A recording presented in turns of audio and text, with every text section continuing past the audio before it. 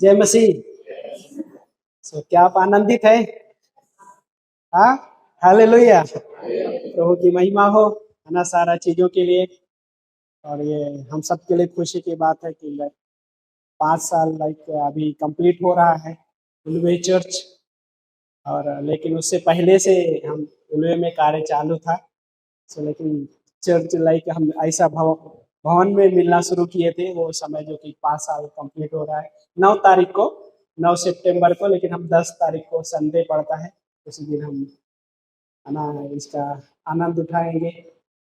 और एक चीज की ये प्रभु का कार्य है, प्रभु की विश्वास योग्यता, इसलिए तो हम सब बने हैं, है ना। और उसने ही जो कुछ किया किया, हम तो प्रभु के एक बर्तन के रूप में इस्तेमाल होने जैसा है।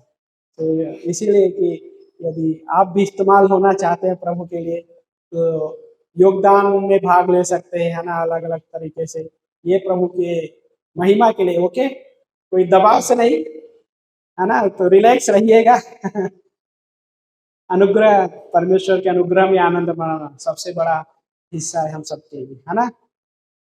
सो अपने स्थान पे खड़े हो सकते हैं वचन पढ़ने के लिए।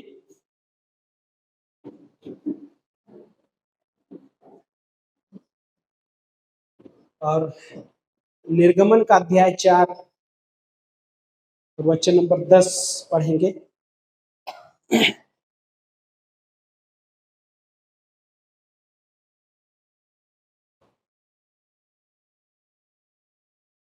निर्गमन का अध्याय 4 वचन नंबर 10वीं पंक्ति में, तब मूसा ने यहोवा से कहा, हे प्रभु, मैं तो बोलने में कुशल नहीं, ना ही पहले था और ना ही जब से तूने अपने दास से बातें की, क्योंकि मैं तो बोलने में जीभ का भद्दा हूँ। प्रार्थना करते हैं। प्यारे पिता परमेश्वर, हम धन्यवाद देते लॉर्ड इस दिन के लिए, समय के लिए परमेश्वर, आज के पोषण के लिए प्रभु, मैसेज के लिए प्रभु, पवित्र आत्मा की अगुवाई में मदद कीजिए प्रभु। और हम सबको प्रभु आपके आशीष से आशीषित कीजिए प्रभु। आज के इस दिन में प्रभु टच कीजिए हर एक के जीवन को प्रभु। धन्यवाद करते हैं परमेश्वर, आपके नाम को बड़ाई मिले लॉर्ड जीसस। धन्यवाद करते हैं, यीशु मसीह के नाम से प्रार्थना मांगते हैं, आमीन। बैठ सकते आप सभी।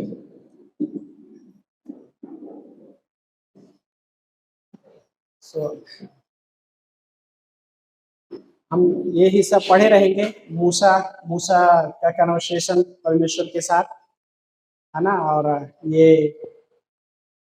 जब मूसा भेड़ बकरियां चरा रहा था, और उसके बाद जब परमेश्वर से मुलाकात होती है उस झाड़ी में, जलती हुई झाड़ी में, सो परमेश्वर के एक उद्देश्य था, उसके लिए मकसद था। और मकसद ये था कि परमेश्वर उसको इस्तेमाल करना चाह रहा था, हाँ। तो इसी तरह से परमेश्वर हम सबको भी इस्तेमाल करता है। सो उसमें यह था कि परमेश्वर किस प्रकार से इस्तेमाल करना चाह रहा था। परमेश्वर ने उसको चुना, उसको एक बुलाहट दी, और परमेश्वर ने कहा कि मेरे जो लोग हैं मिस्र, उनको छुड़ाने के लिए मैं तुझे बुलाया हूं। और देन जब मूसा से परमेश्वर बातें करता है, तो मूसा का कुछ हिस्सा है यहाँ पे, ये मूसा की कमजोरी का हिस्सा नहीं है, मूसा एक बहाना है। सो 13 अध्याय में वचन नंबर 11 में जब पढ़ेंगे, उसी पीछे में, सॉरी, 3 अध्याय का वचन नंबर 11वीं पंक्ति में, निर्गमन 3 अध्याय वचन नंबर 11 में जब वहां पढ़ते हैं, तो वहां पे मूसा कहता है, परंतु मूसा ने परमेश्वर से कहा कि मैं कौन हूं जो फिरौन के पास जाऊं और इजरायलियों को मिस्र से निकाल लाऊं। सो पहला उसने पूछा, मैं कौन हूं, मेरे पास कोई योग्यता नहीं है, हाँ, मैं कौन हूं कि मैं इजरायलियों को निकाल कर मिस्र से लेकर आऊंगा। फिर आगे जब देखते तो वचन नंबर 13वीं पंक्ति में, 3 अध्याय वचन 13 में फिर से बोलता है तब मूसा ने परमेश्वर से कहा, देख, यदि मैं इजरायलियों के पास जाकर उनसे कहूँ, तुम्हारे पूर्वजों के परमेश्वर ने मुझे तुम्हारे पास भेजा है, और वे मुझसे पूछे उसका नाम क्या है, हाँ, यदि वो मुझसे पूछेंगे कि उस परमेश्वर का नाम क्या है जिसने तुझे भेजा है, तो वचन कहता है, तो मैं उनको क्या उत्तर दूं, है ना। सो इस प्रकार से फिर से मूसा का सवाल है। सो देन आगे फिर से जब पढ़ते हैं वचन अध्याय 4 का वचन नंबर 1 में, फिर वहां पे फिर से बोलता है, तब मूसा ने उत्तर दिया, यदि वे मेरा विश्वास ना करें या मेरी बात ना माने और कहें यहोवा ने तुझे दर्शन नहीं दिया, तो क्या होगा। फिर से, है ना। सो इस प्रकार से फिर दिन आगे पढ़ते हो तो जो हमने वचन पढ़ा 4 अध्याय के वचन नंबर 10 में, सो वहां पे क्या बोलता है, मैं पहला क्या बोला वो 4:10 में क्या बोलता है कि हे प्रभु, मैं तो बोलने में कुशल नहीं, अच्छा बोल नहीं पाता हूँ, हाँ। फिर क्या लिखा है, ना तो पहले था,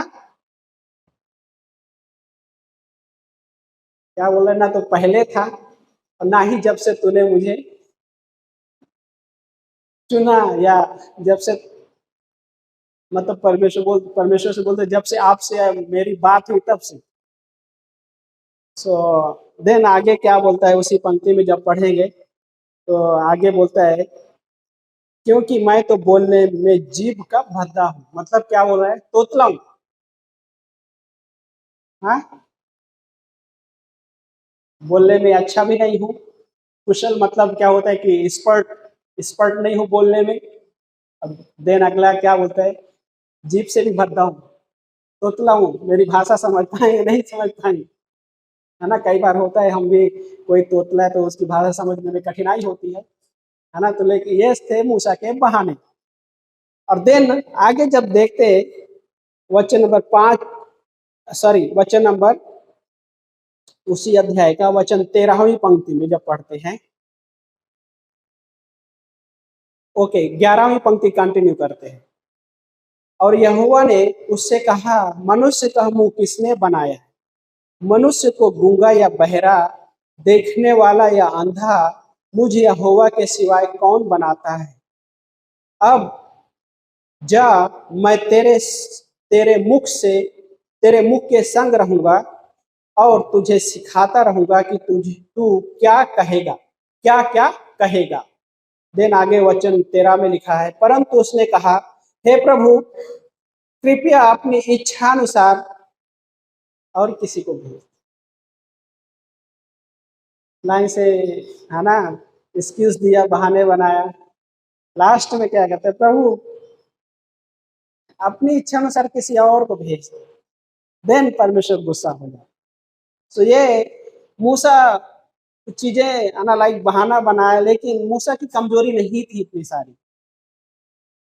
गॉड इवन बोल रहा है कि लाइक ये मुंह किसने बनाया तुझे, जीभ किसने बनाया, गूंगा या बहरा, अंधा या, है ना, देखने वाला, सबको बनाने वाला मैं ही हूँ, फिर भी तू इतना क्यों। सो एक ये मैसेज का जो एक विषय कि हमारी कमजोरी में परमेश्वर का सामर्थ किस प्रकार से काम करता है। सो यशाया का अध्याय 6 वचन नंबर 5 में जब पढ़ते हैं तो वहां पे यशाया भी कुछ चीजें कहता है। यशाया वहां पे कहता है, तब मैंने कहा मुझ पर हाय, वचन 5वीं में, मुझ पर हाय। आगे लिखा है, मैं तो नाश हुआ क्योंकि मैं अशुद्ध होठ वाला मनुष्य हूं। यहां पे थोड़ा डिफरेंट है। यहाँ पे मूसा ने बहाना बनाया, लेकिन यशाया, जब यशाया की पुस्तक में पढ़ते हैं तो यशाया किस प्रकार से कह रहा है कि मैं तो अशुद्ध होठ वाला मनुष्य हूं, मुझ पर हाय। और देन आगे जब उसी उसी पंक्ति में पढ़ते हैं यशाया में ही, तो यशाया आगे लिखता है उसमें 5वीं पंक्ति में क्या लिखा है, मुझ पर हाय, मैं तो नाश हुआ, क्योंकि मैं अशुद्ध होठ वाला मनुष्य हूँ। मैं अशुद्ध होठ वाले मनुष्यों के बीच में रहता हूँ, और मैंने सेनाओं के यहोवा महाराजाधिराज को अपनी आंखों से देखा है। सो उसने परमेश्वर को देखा, इस वजह से क्या बोलता है कि मुझ पर हाय, क्योंकि मैं तो अशुद्ध होठ वाला मनुष्य हूँ। सो यहाँ पे भी लाइक, क्योंकि यशायाह को गॉड बुलाता है, कॉलिंग देता है ना। सो देन आगे उस पंक्ति में कंटिन्यू जब करते हैं, वचन नंबर 6 में लिखा है, तब एक शराब हाथ में अंगारा लिए हुए, जिसे उसने चिमटे से वेदी पर से उठा लिया था, उड़ते हुए मेरे पास आया, और उसने उससे उसने उससे मेरे मुंह को छूकर कहा, देख, इसने तेरे होठों को छू लिया है, इसलिए तेरा अधर्म दूर हो गया और तेरे पाप क्षमा हो गए। सो ये परमेश्वर के एक संपूर्ण कार्य का पाठ है, जो क्रूस पे प्रभु यीशु मसीह बलिदान हुए, तो उस बलिदान में एक कार्य था जो हर किसी इंसान के उद्धार के लिए कार्य था, वो संपूर्ण कार्य, फिनिश वर्क जिसको कहा जाता है, फिनिश्ड वर्क। तो यहाँ पे दिखाई देता है, जब स्वर्गदूत ने क्या किया, उसके मुंह में अंगारा लेकर छुआ, आग आग का। तो क्या बोला स्वर्गदूत ने उसको, क्या वहां पे उस पंक्ति में जो हमने पढ़े, क्या बोलता है कि तेरे अधर्म दूर हो गए, तेरा अधर्म जो था दूर हो गया, और तेरे पाप क्षमा हो गए पूरी तरीके से, है ना। सो ये संपूर्ण कार्य का पार्ट इसलिए है क्योंकि परमेश्वर हमें भी, वही जब हमने विश्वास किया, परमेश्वर हमारे कितने पाप दूर किया, कितने पाप क्षमा किया,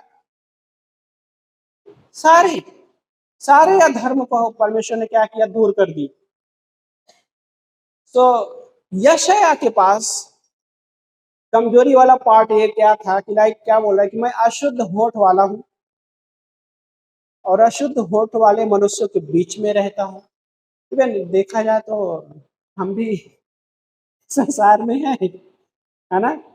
कई बार हमको ऑफिस में, ट्रेन में, बस में ट्रेवलिंग करते करते ऐसे बहुत सारे लोग मिलते रहेंगे, है ना। अलग सा बातें करना, अलग सा शब्द इस्तेमाल करना, या कुछ हो गया तो आपके लाइक कहने को तब गुस्सा हो जाना, हाँ।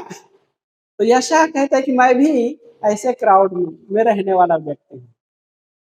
तो लेकिन यशायाह के पास क्या था, स्वर्गदूत आया, वचन। लेकिन हमारे पास क्या है कि हमारे पास वचन आया, हमने विश्वास किया उस वचन पे, और वचन भी एक प्रकार से आग की तरह है, हाँ। वो पवित्र आत्मा का भी एक तस्वीर है। सो जब हमने विश्वास किया तो हमें भी परमेश्वर ने वैसे ही हमारे जीवन में कार्य किया। और देन ये आता है कि लाइक हमारे लाइफ में जब कमजोरी वाला पार्ट होता है, तो उसमें कैसे परमेश्वर का सामर्थ्य हमारे लिए होता है, क्योंकि यशायाह के लाइफ में था बाइबल, लेकिन गॉड ने जब उसको बुलाया, जब गॉड ने उसको अपने योजना में इस्तेमाल कर रहे, तो उसको बहुत अद्भुत तरीके से इस्तेमाल किया। और देन भजन संहिता 147वीं पंक्ति पढ़िए, 47वीं अध्याय खोलिए, 147 और वचन नंबर 3 पढ़िए कोई।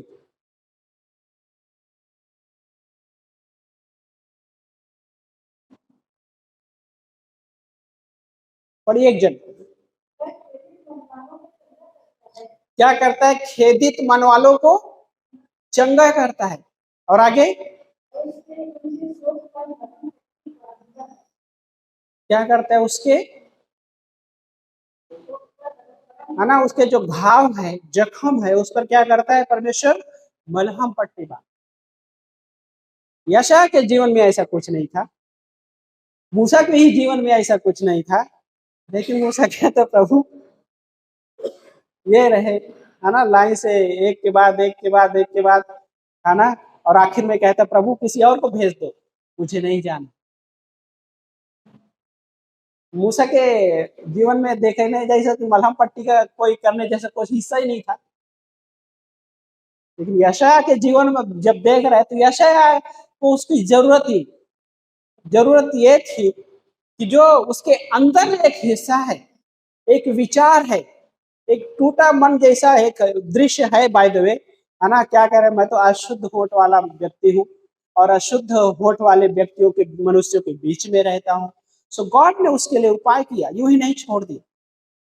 और भजन संहिता क्या बोलता है कि टूटे मन वाले जो है ना, क्या बोलता है कि वो टूटे मन वालों को क्या करता है, चंगा करता है और उनके घाव की क्या है, मरहम पट्टी करता है।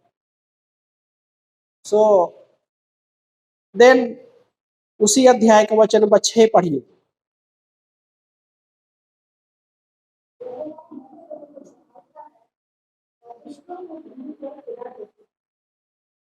क्या बोलते हैं, यहोवा नम्र लोगों, पीड़ित लोगों को क्या करता है, संभालता है, लेकिन दुष्ट लोग को क्या करता है, हाँ, गिरा देता।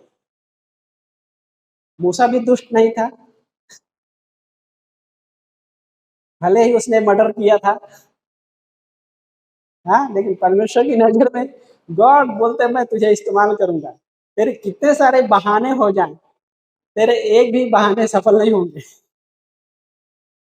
क्योंकि मेरी योजना, तेरी योजना क्या है, जमीन और आसमान का अंतर है।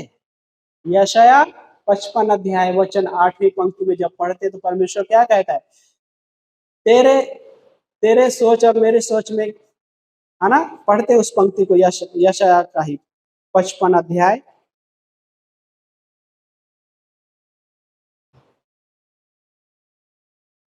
8वीं पंक्ति, यहोवा कहता है मेरे विचार और तुम्हारे विचार एक समान नहीं, ना ही तुम्हारे मार्ग और मेरे मार्ग एक जैसे हैं, क्योंकि मेरे और तुम्हारे मार्गों में और मेरे और तुम्हारे सोच विचारों में आकाश और पृथ्वी का अंतर है। हाँ, गॉड ने मूसा को क्या बोला, तेरे विचार मेरे विचार मैच नहीं हो रहे, मेरी योजना है, मेरे लोग जो बंधुआई में है, मैं तुझे इस्तेमाल करके उनको लेकर आना चाहता हूँ, लेकिन तू मेरी योजना को नहीं समझ रहा है, मेरे हृदय के विचार को भी नहीं समझ पा रहा है, मैं उससे कितना प्रेम करता हूँ उसको भी तू नहीं समझ पा रहा है, इवन तुझसे भी उतना प्रेम कर रहा हूँ तो भी तू उतना नहीं समझ पा रहा है। कई बार ऐसा होता है, लेकिन परमेश्वर फिर भी हमसे वही चीजें कहता है कि मैं तुझसे अभी भी उतना ही प्रेम कर रहा हूँ और मेरे जो विचार है तुम्हारे प्रति वो बहुत ही अलग है। तुम्हारे विचार से आसमान का, जमीन और आसमान का अंतर है, क्योंकि जब हम कमजोर होते हैं तो भी परमेश्वर का विचार यह नहीं होता कि हम कमजोरी में रहे। जब हम तकलीफ में होते हैं तो परमेश्वर का विचार यह नहीं होता कि हम तकलीफ में रहे। जब हम बहुत सारे संघर्ष करते हैं, है ना, स्ट्रगल करते हैं, तो स्ट्रगल में भी परमेश्वर नहीं चाहता है कि हम स्ट्रगल करते रहें, क्योंकि उसके विचार भी, उस स्ट्रगल में भी कुछ विचार होता है, कुछ योजना होती है। मूसा ने भी स्ट्रगल किया, पहले लाइक 40 साल तो राजमहल में मिस्र में फिरौन के साथ पला बड़ा, बाद में 40 साल फिर से जब प्रिपरेशन का समय आता है फिर गॉड उससे मुलाकात करता है, और उसके बाद भी जब स्ट्रगल किया उसने, ऐसा नहीं है कि स्ट्रगल नहीं किया। यशायाह को भी स्ट्रगल करना पड़ा।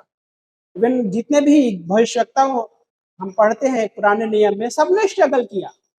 हाँ, किसी को तो गॉड बोलते हैं काम तलवार से तुझे आधा, है ना, सेव करना है, आधा तलवार से, और सेव खाने के बाद 1/3 हवा में उड़ा देना है, 1/3 तलवार से काट देना है, 1/3। अरे कैसा होएगा कहने का मतलब उसको डिवाइड कैसे करेंगे। और फिर गॉड कहता है कि एक ही करवट तुझे लेटे रहना है सालों साल। अरे गॉड ऐसा क्या, क्या लेटे रहने में, लेटने में भी प्रॉब्लम है क्या? मतलब एक करवट इतने साल तक लेटे रहना, मतलब गॉड कुछ चीजें बता रहा था उस चीजों के द्वारा। एहेजकेल के लिए तो बड़ा कठिन था। गॉड बोलता है रोटी बनाने के लिए बोलते हैं अभी एक काम कर, जानवर के जो विष्टा जो बोलते हैं ना, समझ पा रहे हैं ना, जिसका उपला उपला बोलते हैं, क्या मराठी में क्या बोलते हैं, जो जानवर के उससे बनाते हैं, तो है ना, आग जलाने के बाद फिर उसमें है ना, हिंदी में ऊपरी बोलते हैं, तो गॉड बोलता है वो नहीं इस्तेमाल करना। गॉड बोलते हैं मनुष्य के विष्टा से तुझे उस पर खाना पकाना। अरे यह इसके लिए कठिन था, गॉड ये क्या, गॉड बोलते ये मेरी योजना है, तेरे विचार डिफरेंट है, मेरे विचार डिफरेंट है, लेकिन उस विचार में भी मेरी एक योजना है। लेकिन कहने का मतलब इन लोगों ने स्ट्रगल किया अपने जीवन में, लेकिन फिर भी उनकी कमजोरियों में परमेश्वर का सामर्थ्य क्या हो गया, दिखाया उसने अपनी सामर्थ्य को, कि मैं कितना शक्तिशाली परमेश्वर हूं। वो परमेश्वर यूं ही नहीं, लाइक हमको भी चुन लिया तो हमको यूं नहीं चुन लिया, हमको संसार से अलग कर लिया तो यूं ही नहीं अलग कर लिया, कुछ उसका उद्देश्य है। भजन संहिता 147 में खोलिए, एक पंक्ति उसी में है।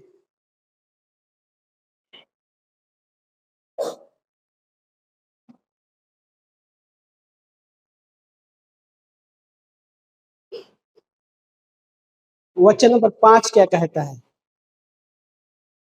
वचन 147 का वचन नंबर 5 इस प्रकार कहता है, हमारा प्रभु महान और अति सामर्थी है।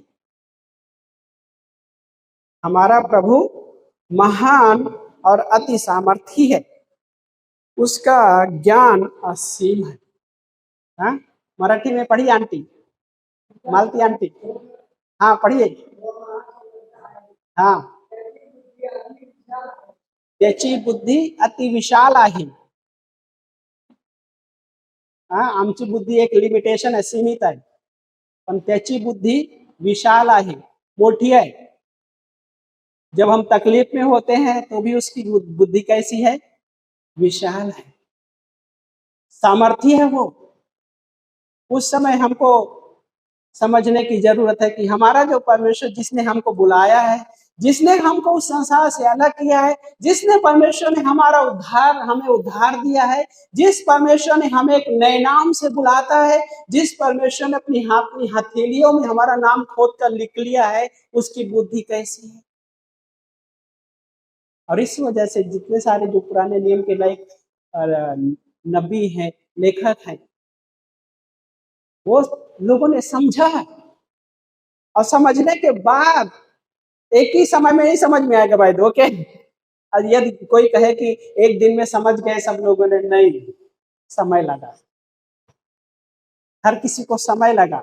मूसा को समझने के लिए समय लगा, मूसा परमेश्वर के हृदय को समझने के लिए समय लगा, राजा दाऊद को परमेश्वर के हृदय को समझने के लिए समय लगा। ये लोगों ने एक दिन में परमेश्वर के हृदय को नहीं समझा। परमेश्वर मूसा के बारे में बाद में बोलता है, इस पृथ्वी में सबसे नम्र व्यक्ति मेरा दास मूसा है। अरे उस समय तो बहाना बनाया था मूसा आपने, हाँ? मैं नहीं जाऊंगा, मैं बोलने में भद्दा हूं, मेरा तोतला भी हूं, मैं कौन होता हूं वहां पे जाने वाला, अयोग्य हूं। लेकिन गॉड उसकी योग्यता बता रहा है, और वो योग्यता कैसे, इस पृथ्वी भर में सबसे नम्र व्यक्ति मेरा दास मूसा है। ओ ये क्या बदल गया, क्योंकि अभी मूसा परमेश्वर के विचार को समझने लगा, अभी मूसा परमेश्वर के हृदय को समझने लगा, अभी मूसा ने परमेश्वर के योजना को भी समझने लगा कि उसकी योजना की क्या है, उसके विचार क्या है। मेरे विचार थे, उसके विचार मैच नहीं हो रहे, लेकिन उसके विचार अद्भुत है। और इसलिए वो बाद में लाइक अद्भुत तरीके से गॉड उसके द्वारा अद्भुत कार्य किया। और देन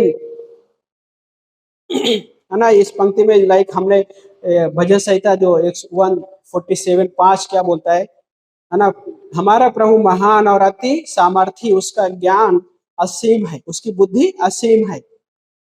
और फिर वो पीड़ित को संभालता है और दुष्ट को मिट्टी में मिला देता है।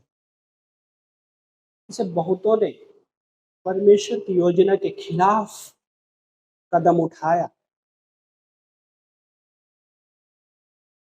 आज उनका कोई नामो निशान नहीं। लेकिन जिसने नम्र होकर परमेश्वर के अधीन हो, जिसने परमेश्वर की योजना में शामिल हो गए, परमेश्वर उसको नाश होने नहीं दिया। और उसके साथ साथ उस परमेश्वर ने उसके प्रति जो अद्भुत, जो सामर्थ्य के कार्य दिखाए, वो किसी मनुष्य के विचार नहीं थे।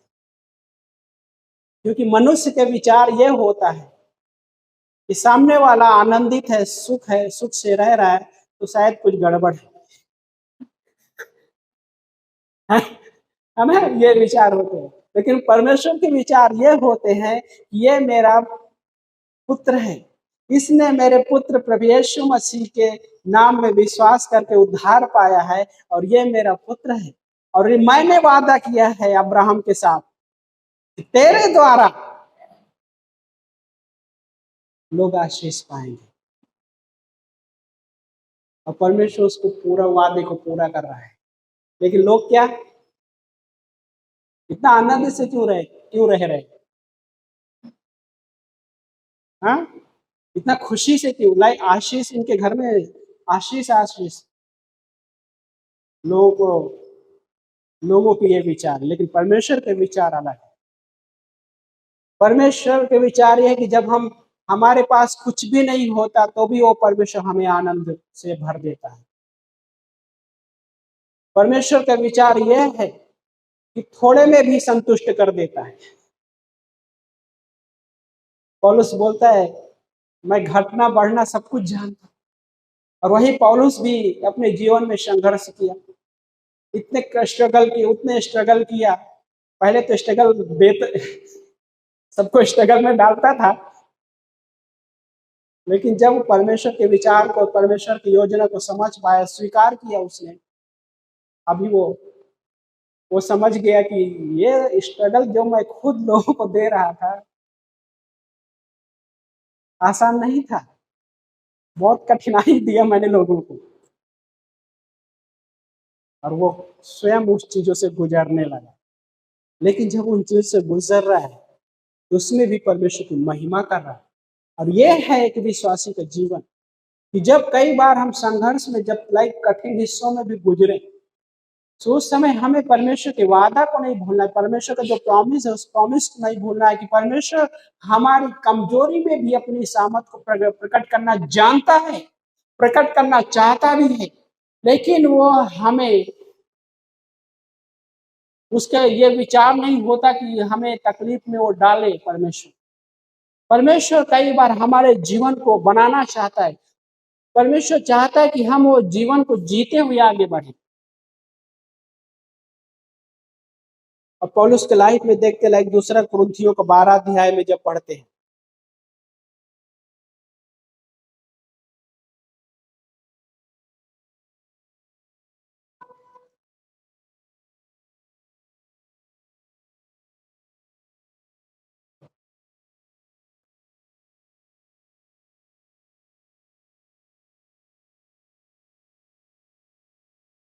मिल गया आप सभी को 12 अध्याय, दूसरा कुरिन्थियों का 12 अध्याय वचन नंबर 6 से जब पढ़ते, यहाँ पे वचन 6 में लिखा है, यदि मैं घमंड करना चाहूं भी तो मूर्ख न ठहरूंगा, क्योंकि मैं सत्य ही कहूंगा।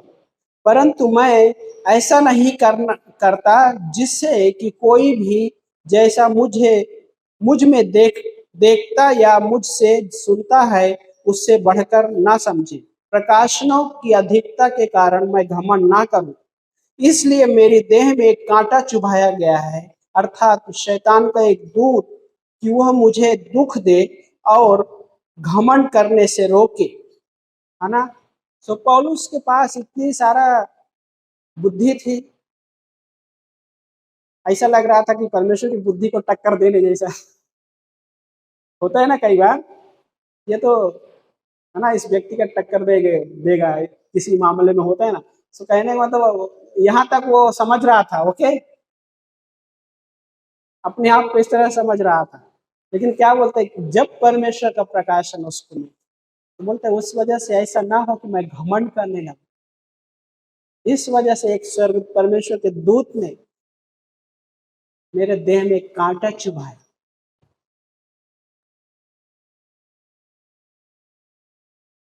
सोचिए थोड़ी देर के लिए, गॉड आप अपनी महिमा के लिए इस्तेमाल करना चाहते हो, अपनी योजना में इस्तेमाल करना चाहते हो, तो कांटा कांटा क्यों चुभा रहे हैं?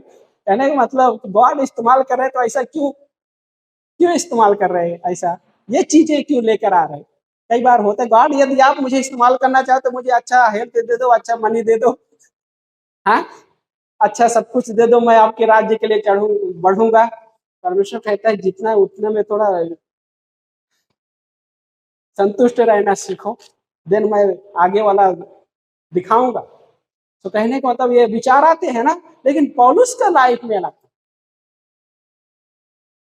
पौलुस बोलता है कि मेरे देह में एक कांटा चुभा है, मैंने 3 बार प्रार्थना किया उसके लिए, लेकिन उत्तर ना में आया। ये कांटा नहीं निकालूंगा, मैं अपने शब्दों में है ना कोशिश कर रहा हूँ बोलने के लिए। सो देन क्या बोला कि 3 बार प्रार्थना की कि यह मुझसे दूर हो जाए, लेकिन दूर नहीं हुआ।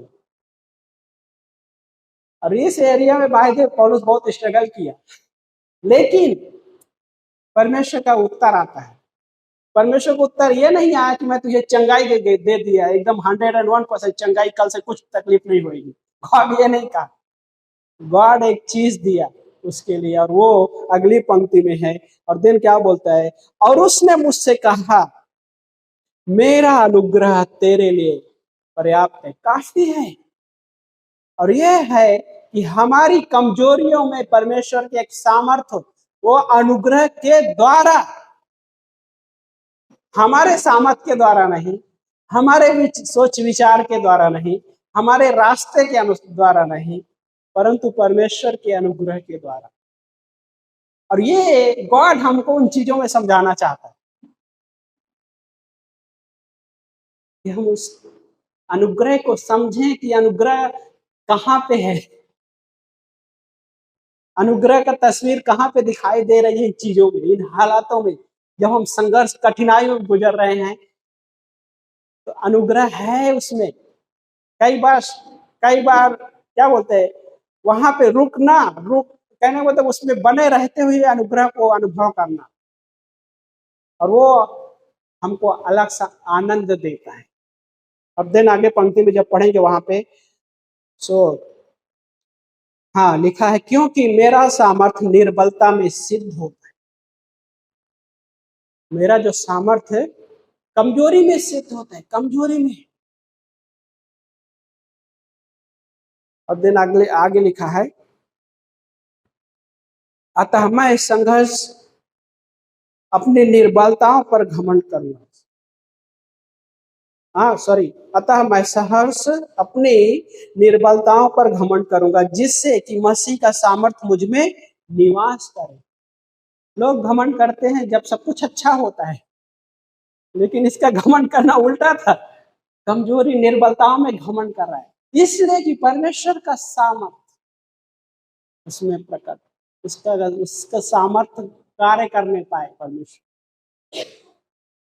इसलिए जब हम पूरा ताकत लगाते हैं कोई हिस्से में, कोई एरिया में, गॉड कहने को तो प्रेयर करना जरूरी है, लेकिन परमेश्वर पे डिपेंड रहना भी जरूरी है, उसके अनुग्रह पे निर्भर हो जाना वो भी जरूरी है ना। ये दुनिया में लोग ऐसे नहीं मिलेंगे, कहने को तो कि जो कोई अपनी कमजोरी में घमंड करेगा। हो सकता है इस संसार में कोई बोल भी दे, बट एक्चुअल में वैसा नहीं रहेगा। लेकिन पौलुस अपनी कमजोरी में भी घमंड कर रहा है, और ये है परमेश्वर के विचार का एक हिस्सा, परमेश्वर के सोच और विचार का एक हिस्सा है वो। पौलुस समझ पा रहा है, इस वजह से कमजोरी में भी घमंड कर रहा है। और आगे उसी पंक्ति में जो हमने पढ़े क्या बोलता है कि जिससे मसीह का सामर्थ्य मुझ में निवास करे। इस कारण मैं मसीह के लिए निर्बलताओं, है ना, ये वाला बाइबल अद्भुत है। हाँ, मैं जब पढ़ रहा था एक एक शब्द सोचने जैसा था। हाँ, आप ये एक जन कोई ये वाली पंक्ति पढ़िए, एक जन कोई तेज आवाज में, वचन 10 पढ़िए एक जन। हाँ, अपमान, हाँ हाँ हाँ, है ना। तो ये इतने सारे शब्द है यहाँ पे। हिंदी में पढ़िए एक जन कोई, पढ़िए। हाँ, पहला निर्बलताओं में, आगे निंदाओं में मतलब अपमान, और आगे दरिद्रता मतलब दुख, आगे उपद्रव मतलब सताव, आगे संकटों में प्रसन्न हो। और इतने इतने सारे, एक एक नहीं, दो नहीं, तीन नहीं, चार नहीं, अरे इतना सारा चीज है तो भी आप प्रसन्न है। ये क्या संसार क्या बोलेगा? लगता है आपका दिमाग थोड़ा ठीक ठीक ठाक है कि नहीं? संसार ऐसा बोलेगा तुम ज्यादा हाइपर स्पिरिचुअल हो गए हो लगता है। हाँ, कई बार मसीही बोल सकते हैं भाई, हाँ? विश्वासी बोल सकते हैं, लगता है हाइपर स्पिरिचुअली हो गए, इस वजह से ये चीज आप बोल रहे हो। बट पौलुस हाइपर स्पिरिचुअल नहीं, परमेश्वर के सामर्थ्य पर वो घमंड कर रहा था और अपनी कमजोरियों पे घमंड कर रहा था। इस वजह से सब चीजों में क्या कर रहा था? बोलते मैं प्रसन्न होता हूँ, प्रसन्न हूँ, निर्बलताओं में प्रसन्न हूँ, सताव दुख, और क्या बोलता है उसी में, कठिनाइयां। ये ना, ये उसके लिस्ट थे। आत्मिकता में मजबूत करने के लिए उसके लिस्ट थे बाइबल में। हाँ, एक इंसान अपना लिस्ट बनाएगा तो मजबूत चीजों का लिस्ट बनाएगा। अपने कठिन वाले जो कठिन हिस्सा होते हैं उसको कोई लिस्ट नहीं बनाएगा। हाँ, चलो लिख देते लिस्ट में, ये कोई नहीं बना। लेकिन पौलुस उस चीज को समझ पाया क्योंकि परमेश्वर का जो सामर्थ्य है उस कमजोरी में प्रकट होता है। मूसा बाद में समझ पाया उस चीज को, जब कोई उसको सताव, कहने मतलब बहुत सारी चीजें सताव करते थे, लोग खिलाफ जाते थे, आक्रमण कर देते थे आत्मिक रूप से। बहुतों ने आक्रमण किया तो गॉड के पास भागता था और लेट जाता था। हाँ, गॉड मेरे से नहीं हो रहा ये सब, मैं सहन करने योग्य नहीं, ना तो मैं लड़ूंगा किसी, गॉड आप समझ। बाद में मूसा समझ, यशायाह बाद में लाइक जब उस चीज को समझ पाया, देन उसकी मिनिस्ट्री बदल गई। और वही है हमारे लाइफ में, जब हम परमेश्वर के उस संपूर्ण कार्य को हमें समझना बहुत जरूरी है। उसके जब संपूर्ण कार्य को समझ पाएंगे परमेश्वर के, तब हम परमेश्वर के अनुग्रह को भी हम समझ पाते हैं। क्योंकि मेरे लिए अभी कार्य करने के लिए नहीं है, मुझे सिर्फ अनुग्रह को समझना है कि मेरे लिए अनुग्रह क्या है। और इसलिए बहुत सारे लोग हैं इस दुनिया में अनुग्रह नहीं समझ पाते, क्योंकि उनको कार्य करना है। जहाँ पे कार्य है, कहने का मतलब विधिवादिता कहा जाए, है ना, रीति रिवाज कहा जाए, बहुत सारी चीजें, वहां पे अनुग्रह नहीं है, क्योंकि वह अनुग्रह का पार्ट नहीं है। अनुग्रह का पार्ट यह है, अनुग्रह को समझना यह है कि लाइक परमेश्वर की उस क्रूस पे जो संपूर्ण कार्य है, जो मेरे लिए नहीं, सारे संसार के लिए जो उसने पूरा कर दिया, अभी मुझे करने की आवश्यकता नहीं, बस उस पर विश्वास करने की आवश्यकता है। उसके अनुग्रह को समझना है मुझे, और वो मुझे मजबूत कर, वो हमें मजबूत कर। और उसके लिए मजबूत सोच नहीं समझ, परमेश्वर का अनुग्रह उसके लिए मजबूती का कारण था। निर्बलता मजबूत, निर्बलताओं में, कठिनाइयों में लाइक वो मजबूत खड़ा होता है। अरे ये कैसा? गॉड किसी के लाइफ में अन्याय नहीं करता, किसी के जीवन से वो अन्याय नहीं करता, ये उसका हृदय है।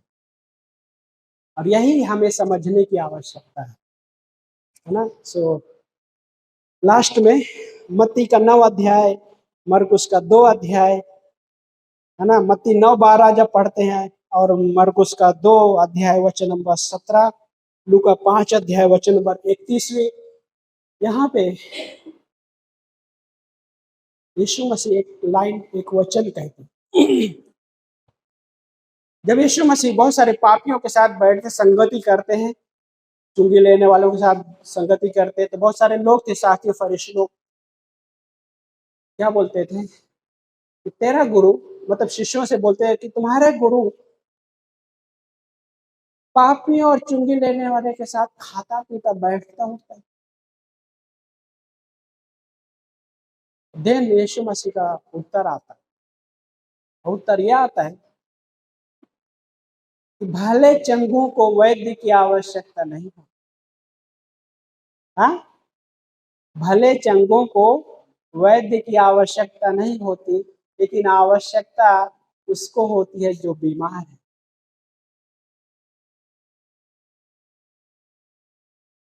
सामर्थ्य उसको जरूरत पड़ती है जो कमजोर है। जो अपने आप में बोलेगा मैं ताकतवर हूं, उसको बोलेगा मुझे किसी की सामर्थ्य की जरूरत नहीं है। हाँ, जो कमजोर है उसको उसको यीशु मसीह बोलते हैं लाइक जो बीमार है उनको वैद्य की आवश्यकता है ना। लूका 5 अध्याय में जब पढ़ते वहां पे एक कोढ़ी व्यक्ति आता है यीशु मसीह के पास। यीशु मसीह को बोलता है प्रभु मैं चाहता हूं कि मैं तू मुझे शुद्ध कर। यीशु मसीह उसको शुद्ध करता है। वो कमजोरी हालत में था भाई, उसको रियल में चंगाई की जरूरत थी। और देन उसके बाद एक लकवा व्यक्ति होता है, उसको चंगाई करता है यीशु मसीह। देन यीशु मसीह लूका 5वें अध्याय में देन मत्ती को बुलाता है। देन वहां पे सवाल खड़ा कर देते हैं लोग, शास्त्रीय फरीसी लोगों ने। यूहन्ना का 5 अध्याय में जब एक व्यक्ति जो 38 साल से व्यक्ति लकवाग्रस्त है, क्या था उसके लिए? कमजोरी हालत थी, बीमारी हालत थी। लेकिन यीशु मसीह वहां पे आके उसके जीवन में उस अद्भुत सामर्थ्य कार्य किए, चंगाई दिया उसको वैद्य की आवश्यकता थी। शास्त्री फरीसी उनको वैद्य की आवश्यकता नहीं थी, क्योंकि वो क्या बोले हम तो फिट हैं। हाँ, वो अपने आप को ये भी बता रहे थे हम मेंटली भी फिट हैं, शारीरिक भी फिट है। वेल्थ के तौर पे देखेंगे हम, हमारा वेल्थ भी अच्छा है, उसमें भी फिट है। और यीशु मसीह आज भी वही है, उनके लिए सामर्थ का कार्य करता है जो सच में कमजोर है,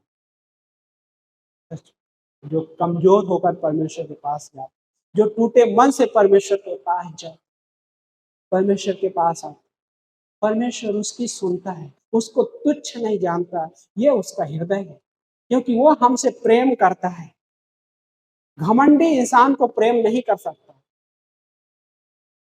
है ना। पतरस ने लिखा परमेश्वर दीनों पे महान अनुग्रह करता है, परंतु घमंडियों का विरोध करता है। इसलिए लाइक ग्रेटर गेस का मतलब है हम पे अनुग्रह, क्योंकि हम पापी, इसलिए हमको महान अनुग्रह की जरूरत है।